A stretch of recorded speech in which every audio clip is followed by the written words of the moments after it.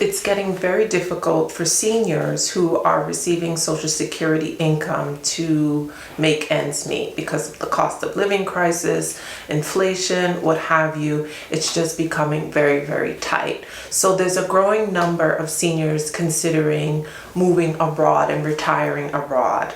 And so this video is directed towards you if you're a senior and this is something that you're considering and you want to know where you can relocate with your Social Security. So specifically, this video is directed at seniors who don't have a substantial amount of money saved, don't have a 401k, and is solely relying on their Social Security income. What are your options in terms of moving abroad? Fortunately, there are many countries welcoming seniors who have this retirement income, and so you can be eligible to move there because of your age and this income. So this list is not an exhaustive list. It's only a few countries, but there are many more out there. And if you would like me to do a breakdown on a particular country, let me know in the comment section and I'm more than willing. While the cost of living depends on where you are going to be relocating, the US dollar does go pretty far in the list of countries that are mentioned. So as of 2024, the maximum Social Security benefit, which does vary based on when you started working and when you retire, but say you elect to retire in 2024 or 2025 or even 2023, and you elect to receive Social Security by the time you reach the age of 62, the maximum income that you should receive is $2,710 per month. If you wait till the full retirement age of 66 to 67, it's $3,822. So if you're 66 as of 2025 and you decide to retire, this is the max that you would be taking home. And if you wait to age 70 as of 2024, your max take home is $4,873 per month. But for the purposes of video, we are going to use the lower amount of $2,710. A person who has no pension, no inheritance, no 401k, where can you live and thrive for $2,710?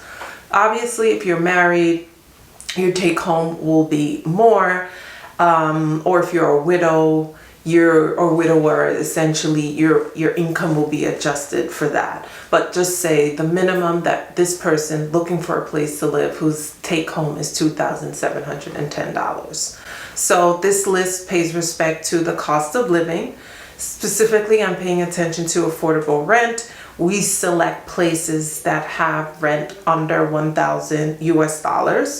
Again, this is depend on how luxurious you want to go in selecting your homes, but these countries offer options for you. If you want more luxurious, obviously you'll pay more. First on the list is Costa Rica. Costa Rica is really popular. They have 3 different types of retirement visas. The pensionado visa, which allows a retiree to stay for 2 years initially, which can be renewed as long as you continue to meet the income requirements and spend at least 4 months in Costa Rica. The renewal times, whenever you have to renew a visa in Costa Rica, is relatively quick. Around 90 days is a turnaround to receive your renewal visa.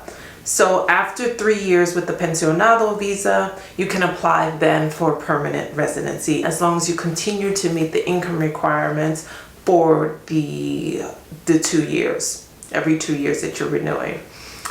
Costa Rica also is known of having one of the easiest retirement visa process. There's several options under the pensionado visa, which I will get to. So first, the pensionado is the easiest visa, least restrictive, requires a monthly income of at least $1,000 US, and this can come from your pension, but Social Security or an annuity.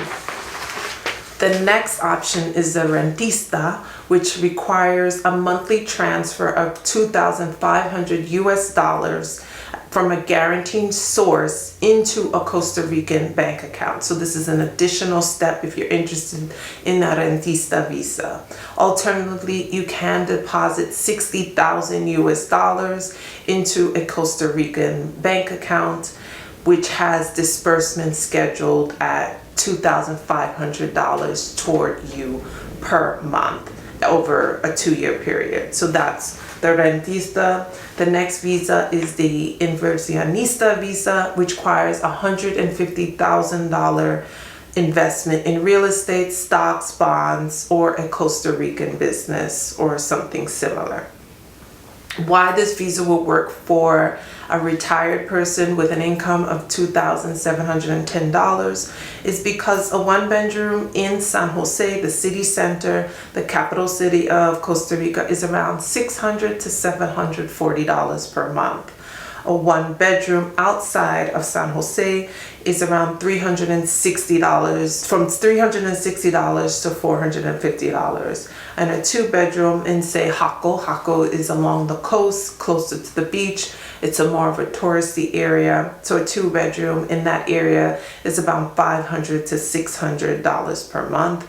And if you would like the option of a larger home, like a 3-bedroom house per se, let's say it would cost you around $1,300 to $1,800 per month. So with the income of $2,710, this allows a person to have flexibility because the cost of housing is relatively inexpensive and not eating up a significant amount of the person's take home. Food is relatively inexpensive in Costa Rica as well. In terms of healthcare, Costa Rica has one of the most robust, extensive healthcare systems in the world and is renowned. It outranks the United States, Canada, New Zealand. A lot of Americans and Europeans travel to Costa Rica. It's known for its healthcare and how inexpensive it is considering the quality, and is believed to be the top 20 in the world in terms of healthcare. The United Nations ranked it as the, I believe, 19 in terms of healthcare. And so it's a very significant factor for many seniors who have health issues, as well as the accommodating climate. It's close to the United States, and so it's a really desired destination for someone of retirement age. The next country is Thailand. Now, retirement visas for Thailand are available for foreigners who are at least 50 years of age. These visas are valid for only 1 year, and you cannot work, you cannot seek employment in Thailand while you have this retirement visa. So the income requirements are 1,800 USD per month. Alternatively, a person may deposit, let's say, 24,000 US dollars into a Thai bank account and also to qualify. Not in addition to the 1,800, but if a person doesn't have that income, if you have $24,000 liquid cash, you can deposit that into a Thai bank account and receive the visa. A person who's married to a Thai citizen as well may be able to receive the visa on the basis of marriage rather than retirement. Cost of living can be around $700 to $1,000 per month for rent, if depending on where the person lives in Thailand. Bangkok being a major city, obviously the cost may be significantly more, but rent in Bangkok for a typical 1-bedroom is around $500 to $600 US dollars. So the cost of living in Thailand is affordable for most expats. For example, a family of 4, if you're not of retirement age, or say you are of retirement age and there's 4 of you retiring, $2,000 will be comfortable for a family of 4 before rent. Again, rent, let's say maybe for a family of 4, it's a 3-bedroom or 4-bedroom house, will be significantly higher. Thailand has a universal health care coverage, and many Europeans actually travel to Thailand for healthcare, for cosmetic procedures. It's ranked 6th globally on the Global Health Security Index because of its affordable and robust healthcare ecosystem. And in Thailand, every citizen has the right and access to preventative, curative, and palliative care. The next country is Vietnam. While Vietnam does not have a retirement visa, there are several options for those who wish to relocate and retire there. So for an American who wants to live in Thailand, the most relevant visa option is the temporary resident card, or TRC, which is obtained through work permit and allows long-term stays, usually requiring a job offer from a Vietnamese company. Other options include a business visa for entrepreneurs or a dependent visa if it's a spouse or child, all of which can be applied for through the Vietnamese embassy or consulate.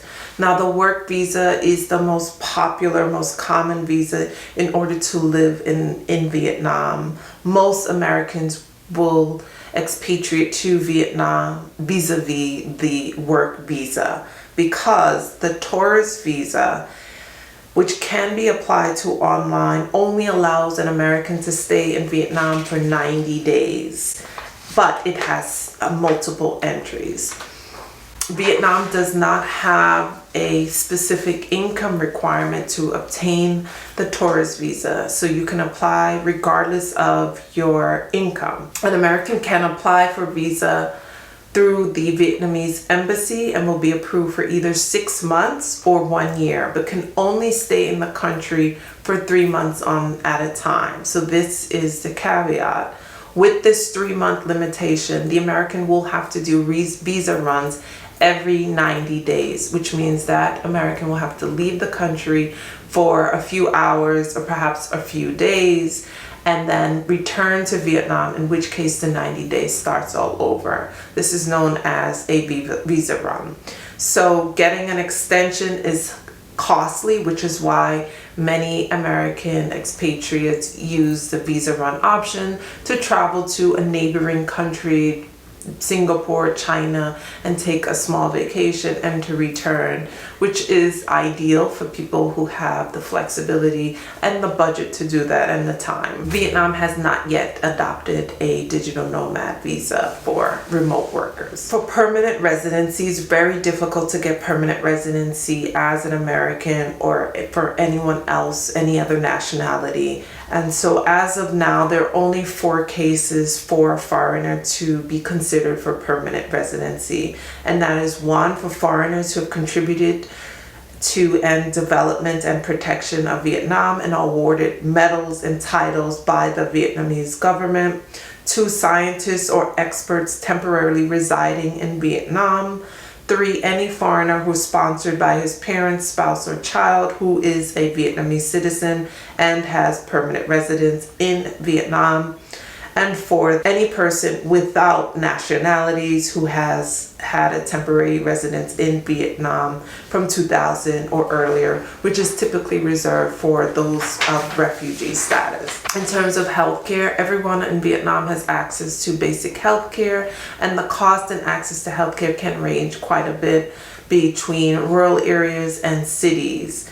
In urban areas, both public and private hospitals do exist, and expats tend to favor private hospitals because they're more closely matched to the standards of care that they're used to in their home countries. Most expats in Vietnam do elect to have privatized insurance while living in Vietnam, which gives you access to a better range of physicians. Most retirees choose to live in beach towns such as Nha Trang and Ba Na. The average cost of living when compared to American cities. Rent in Ho Chi Minh is significantly less than what it would be in an American city, with around $500 and a luxury apartment with more modern amenities can be upwards of $1,000, and this is specifically for Ho Chi Minh. Utilities around $60 to $100 per month, $11 for internet, mobile phone $3 per month. So as you can see, really cheap. What's internet in a typical US city per month? Around $100 per month, right? Utilities definitely not between $60 and $100, more into the $300, $400 range. So it's relatively less cost in Vietnam. The next country, which is off the beaten track, is Albania. Now, in Albania, U.S. citizen does not need a visa in order to enter and are allowed to stay in Albania for up to 1 year without a resident permit. Now, for pension and retirement visa purposes, a person would just need to provide proof of income of $1,343 per month transferred into an Albanian bank account. After 5 years residency, you can convert your visa into a permanent stay visa that's valid for 5 years, and that is indefinitely renewable. So the best city to live in Albania is Tirana, and it is the country's capital. It's the most urban city in Albania. Lots of jobs, education, healthcare, cultural activities, and it's still relatively affordable despite how much it offers. Now, a family of 4 can do relatively well in Albania with monthly cost around $2,426, and a single person, their monthly estimated cost can be around $700, not considering rent. Cost of living in Albania is 38% lower than the United States, and again, rent for 1 bedroom is around $700. Well, in terms of healthcare, the healthcare system in Albania is fairly effective because they have a high life expectancy. In 2023, Albania was ranked 66 in the world for health and health systems. But then again, you are in Europe, so if you need more extensive health care, it's relatively easy to travel to a neighboring country for more extensive care or for a specialist if needed. Next on the list is Portugal, which is ideal for many people. Now, Portugal offers a D7 visa, also known as a retirement visa or passive income visa, which allows an American to reside in Portugal if they have the income requirement of 870 euros per month, so less than 900 US dollars for an American. Additional amounts will be required if there's a spouse or dependents. Now, this D7 visa gives you resident permit for 2 years. That's renewable for an additional 3 years. After 5 years of residency in Portugal, you can become a permanent resident. Healthcare, Portugal ranks really high. Portugal ranks 25 in the healthcare index, and so it's known for having one of the best healthcare systems in the world. Portugal offers a healthcare system. It's a hybrid system with elective public and private healthcare services, and it's relatively affordable compared to other Western European countries. Now, in Algarve, I picked Algarve because that's one of my favorite areas. The monthly rental is around $600 to $1,200 for more luxurious apartments, while outside of Algarve, the prices can be around 450 euros to 800 euros. For a 3-bedroom apartment, rent varies from 800 to 700. So again, the more luxurious, more modern amenities will be more costly. And finally, we reach Colombia. Now, Colombia's retirement visa allows multiple re-entries into Colombia. The retirement visa is valid for 3 years, and it will lose its validity if you stay out of Colombia for more than 6 months consecutively. At the current exchange rate of 4,000 Colombian pesos to $1 US, the income requirement right now is 1,000 US dollars. So that is the minimum income requirement for the Colombian visa. Also, it requires a mental and physical fitness certificate that will prove that the applicant is of sound mind and body. So please keep this in mind. If you have any significant health issues, this is a threshold that you will have to meet, as well as a criminal background check and proof of international health insurance. Now, cost of living in Colombia is relatively cheap. Again, the US dollar is very strong, 4,000 Colombian pesos to $1 US. Let's say a person elects to live in Barranquilla, which is along the coast of Colombia. It's a tropical climate. The rent is relatively low. Some would say it's downright cheap. So a family of 4 can live comfortably in Colombia, so around $1,200 to $1,300 US.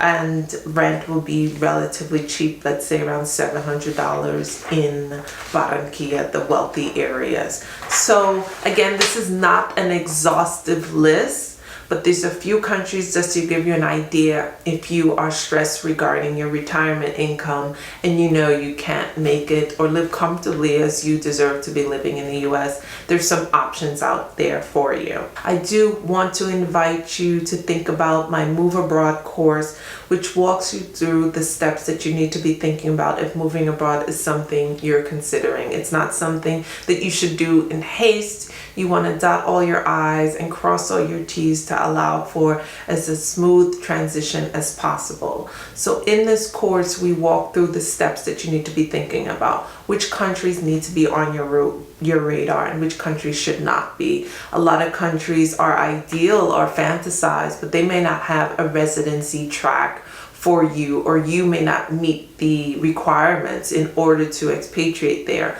So what are those countries? And if that's a country that's on your list, what's a close second that could be something that you could get comfortable with considering? Next, we look at your assets in the United States. What do you do with those? How do you protect those? Or how do you grow those in the event you're relying on that income to fund your retirement in another country? Are you a married woman or going through a divorce? What do you do in terms of custody agreements if there's minor children involved? So we walk through all of those components. There's several components regarding moving abroad. It's not something you can do in haste. You can't just like throw all your stuff in bags and move across. For some people they can do that, but I'm of the framework that slow and steady wins the race, and you want to dot all your I's and cross your T's. So if you would like to come into this Move Abroad coaching container, you're more than welcome. The link regarding signing up, I haven't opened up the cart yet,